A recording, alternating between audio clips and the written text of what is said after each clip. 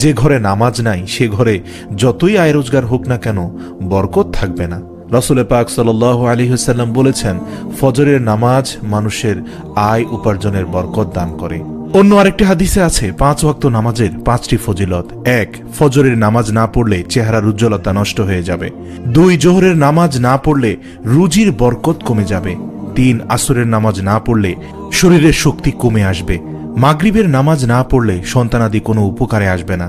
এশার নামাজ না পড়লে নিদ্রায় পরিতৃপ্তি হবে না। আল্লাহু আকবার।